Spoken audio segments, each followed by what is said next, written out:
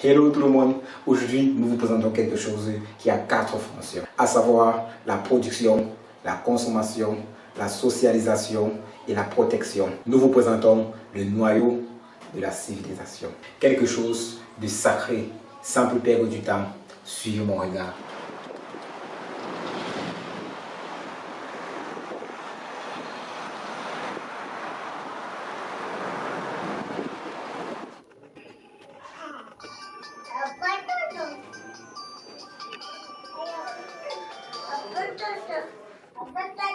Oui, allô, gars. Ouais, non, ça dit quoi? Non, moi ça va, ça va. Tu es rentré chez toi? Non, je suis pas encore rentré. Tu es où? Je suis encore avec ma maman. Comme vous êtes venu dernièrement, comme nous sommes sortis là. Je vais passer chez Fabulous, comme vous allez chez Naomi là. Tu ne suis pas? Non, je peux pas. Pour le moment, j'ai des trucs à faire là. Ok. Bon, peut-être une prochaine fois. Mais pour cette fois, je peux pas. Ok, prochainement alors. D'accord. Vous me racontez alors comment ça s'est passé. D'accord, pas de soucis. Ok, à plus.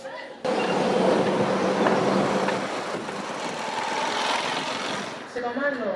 Ça va, je suis là. Et les activités, ça donne des... Ah, celle-là, je gère comme je peux. Tu as encore vu celui qui est pour moi et avec le charisme bleu là?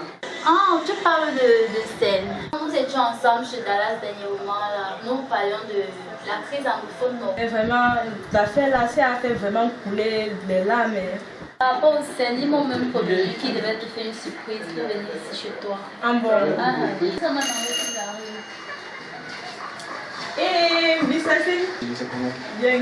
Fabrice, une bonne toi aussi. Ouais. Ça fait longtemps, hein? Vraiment longtemps, vraiment. Prenez place. Ok. Bah, ici, Allez, super.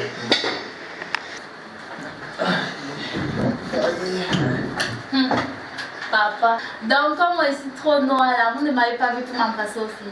Ouais, Miss, vraiment. L'esprit là, pris une externe. Ça c'est vraiment insuffisant. Ok, ça va alors. Les gars, comme vous m'avez dit, c'est pas surpris, je n'ai même pas fait quelque chose camarade, mais je vous sais quand même qu'à voir là. Au revoir, maman. Oh Miss, comment était le week-end alors? Ça s'est très bien passé. Ah, mon week-end était là, j'ai géré comme je pouvais. Vraiment, les gars, vous m'avez vraiment surpris. Hein. Merci. Merci. Ah, c'est du jus naturel. Merci. Allez, on y arrive.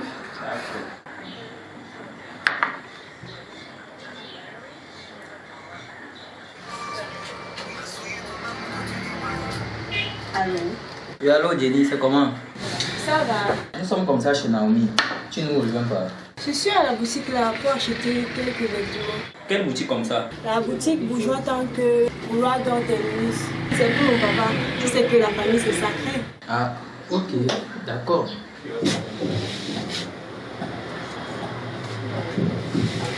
Naomi, c'est comment alors? Non, ça va. Et la famille, ça va? Ah, il ne peut rien te dire. Ils sont là, ils montent, ils descendent, ils passent ici, par comme ça. Il ne peut rien te dire. Vraiment, à cette famille-là, c'est vraiment compliqué. Non, tu parles. Chez nous là, à l'heure qu'on se rencontre seulement pour dormir, le salon là, vraiment, c'est le carrefour. Mais on va faire comment? C'est la famille, non? On gère avec. Parlons de famille. Il existe une multitude de familles. Il suffit juste de choisir celle que vous voulez. Tu parles même de quoi? Elle a raison. Je vous tiens informé. Commençons par la famille Moropilier. La famille Moropilier, ici, l'espoir repose sur un seul homme fort. Elle ne se rassemble qu'autour de celui qui réussit, sans l'aimer, sans le soutenir, sans apprendre de lui, mais cherchant seulement à profiter de lui. Quand il devient pauvre, tout le monde s'en va. La famille problème. Elle se mobilise seulement lorsqu'il y a un problème, maladie, emprisonnement, tribunal et autres. Ici, les membres de cette famille se retrouvent à l'hôpital ou au tribunal pour assister un tiers. Mais lorsque tout va bien, chacun s'en va de son côté. S'il n'y a pas de problème, chacun vit dans son coin. Quel intérêt? La famille Église, elle se réunit autour de la prière, autour du jeûne et autour de la Bible, autour de l'église, autour du pasteur. C'est bien, mais sauf qu'elle ne partage pas une vraie intimité. Dans certains groupes d'intercesseurs, par exemple, des membres prient ensemble, mais d'ailleurs ils sont des ennemis. On change de place en plein culte quand celui qu'on déteste s'assoit auprès d'eux. Cette famille parle beaucoup à Dieu, mais parle moins entre elles. À quoi cela sert-il? De simuler son amour envers son prochain. Famille réfectoire ou famille restaurant. Elles ne se croisent qu'autour du repas, comme une voiture qui n'entre qu'à la station que pour de l'essence. On pense à n'y être que lorsqu'on a faim. La famille enfant. Cette famille concerne les couples. Ici, l'homme comme la femme n'aiment pas. Le dialogue est absent, mais la sexualité est présente. Tout ce qui importe, c'est avoir des rapports sexuels. Aucun amour, mais on fait des bébés. Ici, tant que l'un n'a pas de besoins physiques, il ne cherche pas l'autre. C'est la théorie du mariage de nuit ou de la chambre. C'est quand on veut faire l'amour qu'on veut se prendre avec des mots doux, maladroits, car on n'est pas habitué. Ici, on enlève souvent les habits sans préliminaire ou mots doux. Et lorsque l'un est satisfait, il jette l'autre comme une vieille chaussette. Le fondement même de cette famille est le désir sexuel. L'on ne se rencontre que pour des rapports sexuels. La famille deuil. Dans cette famille, on n'aide pas les vivants. Elle se réunit seulement quand il y a deuil. C'est autour du mort qu'on fait semblant d'être unis et de vouloir aider. C'est pendant ce moment que se font des présentations, des concurrences de financement, de voitures et aussi d'habillement. Certains viennent montrer qu'ils sont élégants. Dans cette famille, on se sert de la tristesse de l'autre pour montrer son degré d'opulence, de richesse et aussi d'élégance. La famille Union, elle ne parle qu'en termes de transfert d'argent. Western Union, Express Union, Modern Union, bref, tous les unions que vous connaissez. L'amour n'existe pas dans ce type de famille. Seul l'argent compte. La famille dortoir. Qui dit dortoir dit sommeil. C'est une famille dans laquelle on ne vient à la maison que pour dormir. Dormir et seulement pour dormir. Parce que dans cette famille, notre meilleur ami, c'est seulement notre vie. Tout le monde est occupé, très affairé.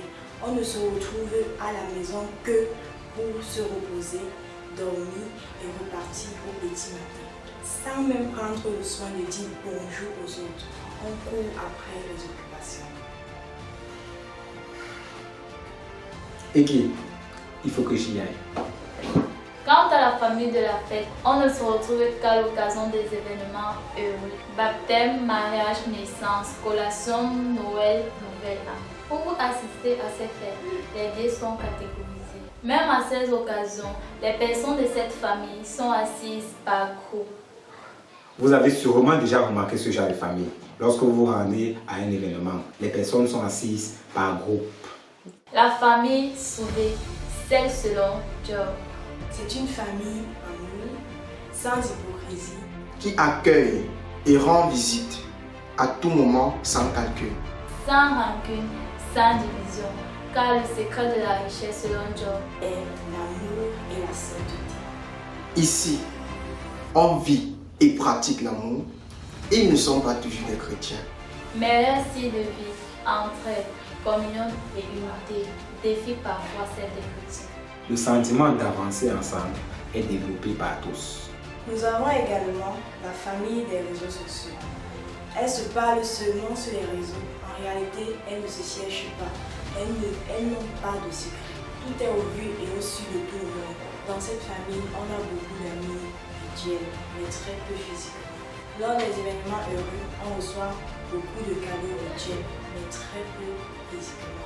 On reçoit beaucoup de condoléances en ligne, mais très peu les assistent physiquement. Ici, les lieux de rencontre des familles sont les groupes WhatsApp et les publications sur Facebook, également d'autres réseaux sociaux. Ce style de vie cultive l'isolation, l'éloignement, la froideur et tue l'hospitalité légendaire africaine. La famille télévision, elle ne se réunit que devant l'écran, autour d'un film, d'un match de football, d'un feuilleton, d'une série de novelas. On se dispute même la télécommande. Pour les familles nantis, à savoir des personnes riches, chacun regarde la télévision dans sa chambre. Le salon n'est qu'un carrefour. Le comportement décide avec qui rester dans ta vie. Le temps décide qui tu rencontres dans ta vie. Le cœur décide qui tu veux dans ta vie. Après avoir écouté toutes ces familles, dans quelle famille es-tu réellement? Dans quelle famille veux-tu aller? Où veux-tu être? Selon toi, quelle est la bonne famille? Connais-tu quelqu'un qui est dans une autre famille que la bonne famille? Si oui, partage cette vidéo pour faire en profiter les autres.